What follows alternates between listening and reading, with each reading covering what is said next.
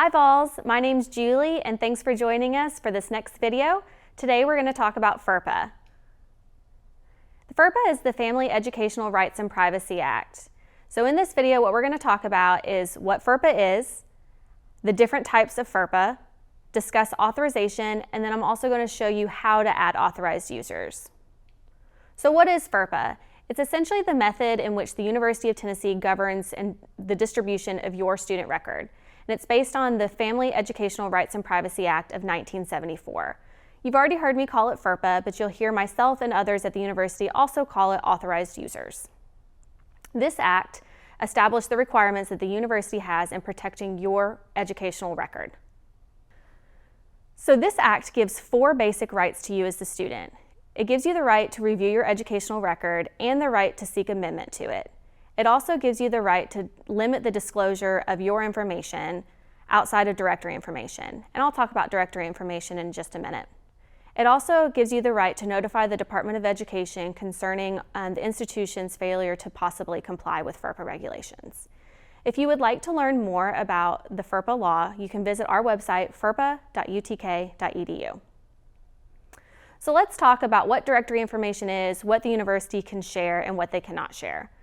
So UT can provide directory information, but we don't do it in bulk. We only provide it as an as-needed individual level. Directory information includes your dates of enrollment, your enrollment status, such as full-time or part-time, your classification, undergraduate, graduate, freshman, sophomore, junior, senior, your degree, your major, your minor, or your academic college, your phone number, email address, net ID, and physical address. So the University of Tennessee can provide anybody with this information. Outside of that information falls under FERPA.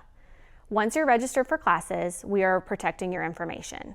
There are 2 types of authorization available to students, academic and financial, and I'll break those down in just a minute. Information can only be shared with the student unless somebody is authorized and made an academic or financial authorized user.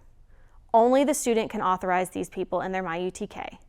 Outside of that, UT can continue to provide general information, such as that directory information, to anybody who inquires. So first we're going to talk about the financial FERPA. Again, authorization happens in your MyUTK account. What this does is it allows the university to talk to the authorized user about charges, payments, and financial aid. Authorization is required for each individual. So students, if you have multiple parents, a friend, or another family member that may be inquiring about your academics or financials, you must authorize them each. Once you authorize them, this user now has their own payment portal to view your billing statement, payment activity, and to make payments. To authorize somebody for financial information, you're going to log on to your MyUTK account and click Academic Support, and then FERPA Financial Release. That will take you to your billing site. And once that page loads, you'll click on the right side of the page, Authorized Users. From there, you can add the email address of anybody you wish to have authorized to have their own payment portal, as well as call, email, or talk to UT in person on your behalf. They will receive an email that lets them know that they've been authorized and a link to their new portal.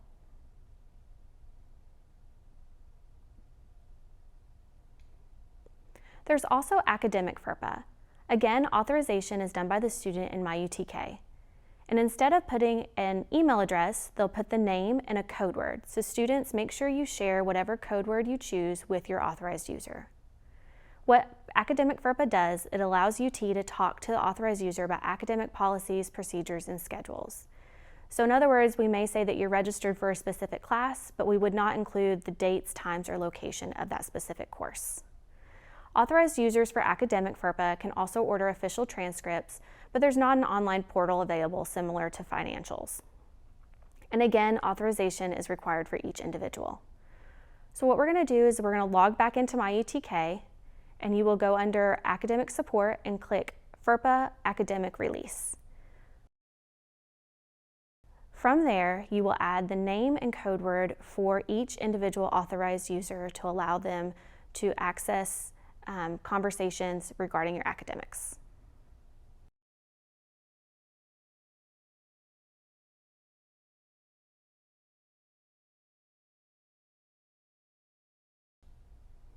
So here's a quick little chart of the difference between academic FERPA and financial FERPA. For academic FERPA, there's no portal available and you'll use a code word for authorization. Versus financial FERPA is an email address in which the authorized user has a payment portal that they can log in. Academic FERPA allows ordering of UT transcripts and conversations with advising centers, and then financial FERPA discusses charges, payments, and financial aid via phone, email, and in person.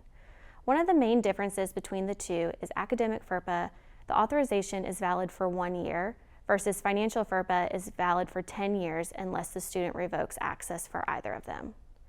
And for both of these, students can have unlimited authorized users. The last thing, students, is I want you to know that if you want to take care of your academic and financial record on your own, you definitely can. You're not required to add any authorized users. But if you feel like you're going to need help at some point with somebody calling and asking about your financial aid or your billing statement, academic policies and procedures, that I would encourage you to follow the steps we talked about in adding an academic or financial authorized user in your MyUTK. But we're always here to help. So if you ever need to ask questions, you can contact us using the information on this screen, and we're more than happy to walk you through whatever is needed. Thanks for watching, and go Vols!